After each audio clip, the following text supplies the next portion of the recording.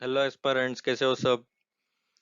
Welcome to my YouTube channel AB cracking Mantra. और इस video में मैं बताने वाला हूँ कि यूपीएससी के बारे में पूरी ए टू जेड इंफॉर्मेशन, मतलब यूपीएससी क्या होती है, उसके स्टेजेस, अलग अलग स्टेजेस, फिर उसके क्राइटेरिया, और जो पिछला वीडियो था मेरा स्ट्रैटेजी, उसको कैसे क्रैक किया जाए, तो उसके बारे में भी मैंने लिंक डाल दी है डिस्क्रिप्शन में, वो भी देख लीजिए आप। अबाउट माई सेल्फ है, या आप पढ़ लीजिए। चलिए स्टार्ट करते वीडियो को। तो व्हाट इज यूपीएससी? जनरली इसे आईएएस एग्जाम भी बोला जाता है, क्योंकि ज्यादातर बच्चे आईएएस एग्जाम को ही, आईएएस पोस्ट को ही प्रेफर करते हैं। क्योंकि और सिर्फ आईएएस पोस्ट ही नहीं रहती, इसमें आईएएस, आईपीएस, आईएफएस भी होते हैं, और बाकी 20 से 30 पोस्ट अलग अलग होते हैं। और इसका फुल फॉर्म है यूपीएससी का, यूनियन पब्लिक सर्विस कमीशन, जो कि सेकंड टफेस्ट एग्जाम है पूरे वर्ल्ड में, और इंडिया में तो टॉप पे है ही। क्यों? क्योंकि क्वालिफिकेशन रेट इसका 0.1% रहता है। अगर आप किसी बिल्डिंग से अगर उड़ी भी मारोगे ना नीचे, तो आपके बचने के चांसेस ज्यादा है, पर क्लियर करने के कम चांसेस है। तो ऐसे वो कहा जाता है, पर ये भी थोड़ा गलत ही है, पर ठीक है। अभी एक मेम भी था जो मैंने अभी डाला है इसमें, कि गॉड पूछते हैं कि क्लियर आईएएस एग्जाम करना है या तुम्हें कुछ ऐसा असंभव करना है, तो आपकी एक ही विश पूरी की जा सकती है। तो आईएएस एस्पिरेंट बोलता है कि दोनों अलग अलग होते हैं क्या, क्योंकि आईएएस एग्जाम क्लियर करना एक खुद एक इम्पॉसिबल टास्क होता है, इसलिए तो ऐसा एक मेम बना दिया है। छोड़ो। फॉर्म्स इसके फरवरी में निकलते हैं, उसके दो से 3 महीने बाद ही एग्जाम्स होती है, प्रीलिम्स होती है। आगे स्टेजेस देखेंगे हम, चलो देखते हैं। और अटेम्प्ट कितने होते हैं हर एक कैटेगरी वाइज देखते हैं पहले। ओपन के लिए 32 एज है, 6 अटेम्प्ट है। पहले 4 थे, 2013 में 4 थे। तो अपनी एस्पिरेंट सीरीज देखी रहेंगी कि उसमें जो 2013 में बच्चे देते, तो उनका ऑलमोस्ट, जिनका जिनका लास्ट अटेम्प्ट होता है, तो वो कितने खुश रहते हैं, क्योंकि बाद में 2 अटेम्प्ट और मिल जाते हैं। तो वो उसी पर सीरीज है, वो आपको दिख जाएगी। और ओबीसी को 35 होते हैं, 9 अटेम्प्ट होते हैं। और एस सी एस टी को 37 होते हैं, और उनकी कोई अटेम्प्ट की लिमिट नहीं होती, जब तक एज है उतना अटेम्प्ट दे सकते हैं वो। और इसका जनरली जो क्राइटेरिया होता है, वो any graduation in any field रहता है, मतलब ग्रेजुएट होना चाहिए आपको एग्जाम देने के लिए। तो हम पहले स्टेज के तरफ आते हैं, जो कि प्रीलिम्स है। इसमें जीएस और सीसेट 2 पेपर होते हैं। और इसमें जीएस में फर्स्ट पेपर में 100 क्वेश्चंस होते हैं, जो कि 200 मार्क्स के होते हैं। और ये मेरिट बेस पे होता है। और इसका मतलब इस पे ही आपका मेरिट काउंट हो जाएगा, मतलब आपका कट ऑफ जो लगेगा, जो जीएस में, वो इस पे ही काउंट होता है। और सीसेट सिर्फ क्वालिफाइंग नेचर का है। इसमें भी 80 क्वेश्चंस होते हैं, और 200 मार्क्स का एक क्वेश्चन 2.5 मार्क्स का होता है। और इसमें क्वालिफाइंग मतलब आपको सिर्फ 66 मार्क्स लेने रहते हैं इसमें।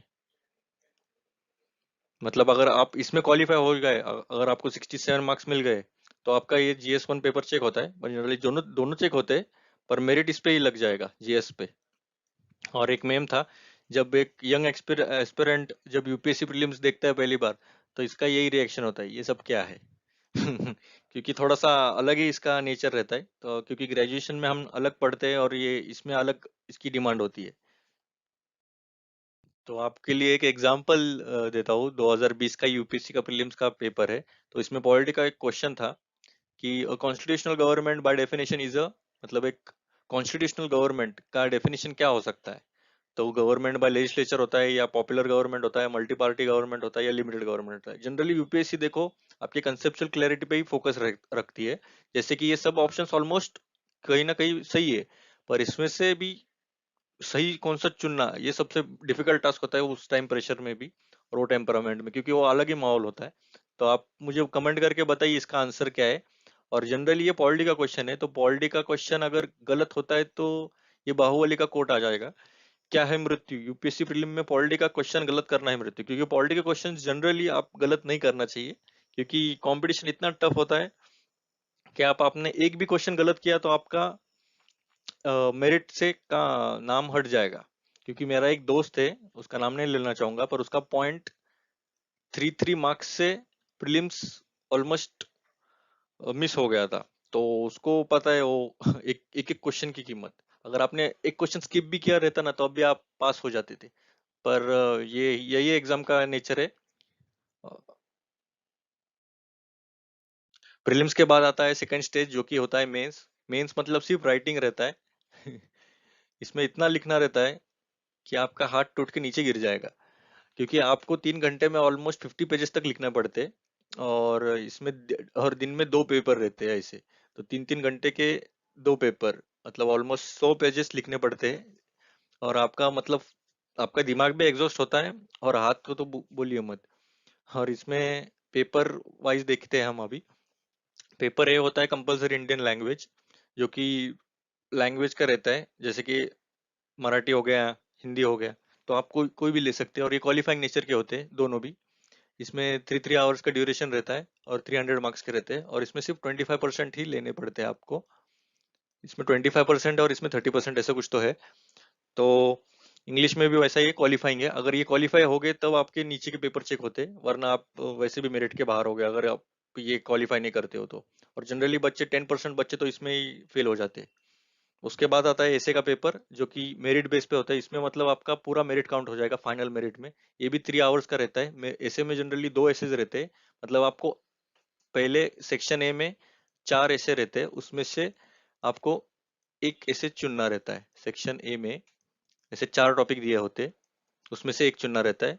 वो जनरली 1000 से 1200 वर्ड्स का रहता है। और सेक्शन बी में 4 टॉपिक्स दिए रहते हैं, उसमें से एक चुनना पड़ता है। मतलब 2 ऐसे लिखने पड़ते हैं 3 घंटे में। और टाइम मैनेज के हिसाब से हो जाता है, और इसमें सबसे ज्यादा स्कोरिंग यही रहता है। जनरली ऐसे GS4 और ऑप्शनली स्कोरिंग रहते हैं। उसके बाद आता है GS2, मतलब पेपर 2 GS1। वो भी मेरिट पे रहता है। इसमें भी हिस्ट्री, ज्योग्राफी, सोसाइटी, तो ये सब्जेक्ट्स रहते हैं GS1 में। फिर GS2 में पॉलिटी, एडमिनिस्ट्रेशन, गवर्नेंस रहता है। फिर GS3 में अपना economics, science, tech, disaster management, security वगैरह सब ये आ जाता है इसमें। GS4 में भी एथिक्स, इंटीग्रिटी, एप्टीट्यूड, ये सबसे ज्यादा स्कोरिंग है। और ये थोड़ा फिलोसफिकल टाइप में आता है, क्योंकि थोड़ा फिलोसफी बेस भी होना चाहिए एक एडमिनिस्ट्रेटर में।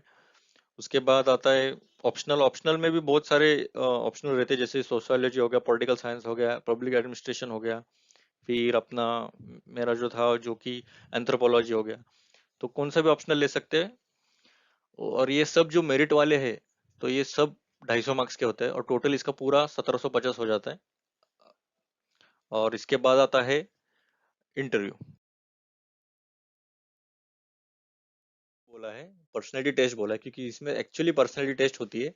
आपका कितना नॉलेज है वो नहीं चेक होता है, आपका नॉलेज चेक हो गया रहता है, क्योंकि आपने प्रीलिम्स और मेंस में क्वालिफाई करके आपने प्रूव किया है कि आपके पास नॉलेज तो है। अभी आपकी पूरी ओवरऑल पर्सनैलिटी कैसी है, मतलब आप एलिजिबल हो कि नहीं, ऑफिसर लाइक क्वालिटीज रहते हैं कि नहीं आप में। तो वही चेक करने के लिए आपका पर्सनैलिटी टेस्ट लिया जाता है। और ये पूरा 275 मार्क्स का होता है। और जो इंटरव्यू होता है यूपीएससी का, वो दिल्ली में होता है, जो कि ढोलपुर हाउस नाम के बिल्डिंग में होता है। और अगर आपने पूरा ग्रैंड टोटल किया ये 1750, और ये 275 मार्क्स, तो टोटल आपका मेरिट लग जाएगा 2025 मार्क्स का। और आपको लगता रहेगा कि जनरली यूपीएससी जो टॉपर रहेगा उसको ऑलमोस्ट 2025 में से ऑलमोस्ट 1700 या 1800 मार्क्स मिलते रहेंगे। फिर ऐसा नहीं है। 50% मिला तो ऑलमोस्ट ये रैंक 1 हो गया। मतलब आपको अगर 1000 के आसपास भी मिल गया, अभी फिलहाल तो कंपटीशन बढ़ गया है, पर पहले अगर आपके 1000 मार्क्स भी आते थे ना, इसमें मतलब 50% भी आपको मार्क्स मिल गए, तो आपका आईएएस में तो फिक्स ही है बोल सकते हो।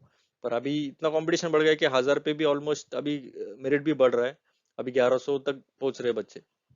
तो इसमें यही होता है। पर्सनालिटी बहुत ही शानदार। आपने इंटरव्यू तो देखे रहेंगे काफी सारे, तो आपको पता चल जाएगा होगा कि कैसे इंटरव्यू रहते हैं, कितना एनालिटिकल पूछते हैं, पूरा आपको प्रेशराइज करने को देखते हैं। मजा आता है इसमें, देखने में भी मजा आता है। और जो एस्पिरेंट होता है तो उसको तो बहुत मजा आता है। ये एग्जाम क्रैक करने जैसे है, पर इसमें कैसा है, ये पूरा लॉन्ग जर्नी रहता है, क्योंकि पहले प्रीलिम्स, उसके 2 3 महीने बाद मेंस, उसके 2 3 महीने बाद इंटरव्यू, और उसके 2 से 3 महीने बाद रिजल्ट आता है। फिर अगर कौन से भी स्टेज पे आप फेल हो गए तो फिर से जीरो से स्टार्ट करना पड़ता है। तो इसलिए ज्यादा से ज्यादा अटेम्प्ट्स लगते हैं। कोई बात नहीं। पर एक बार कोई भी पोस्ट मिल गई सेंट्रल की, तो आपको पता ही है फिर कितने ऑफर्स आते हैं और क्या हो जाता है फिर। तो पॉजिटिव अप्रोच रखिए, ये क्रैक करने जैसी एग्जाम है। और आपको कोई भी अलग वीडियो अगर आपको चाहिए तो आप कमेंट सेक्शन में नीचे बता दीजिए। और ये एस्पिरेंट सीरीज जरूर देखिए, क्योंकि इसमें पूरा जर्नी बताया है कि ऑप्शनल कैसे, ऑप्शनल में कितना प्रॉब्लम आता है चूज करने में। फिर इतने बुक्स रहते हैं, इतने जेरोक्स सेंटर्स रहते हैं। तो ये सब अच्छी सीरीज है, आप बता दीजिए। और थैंक यू।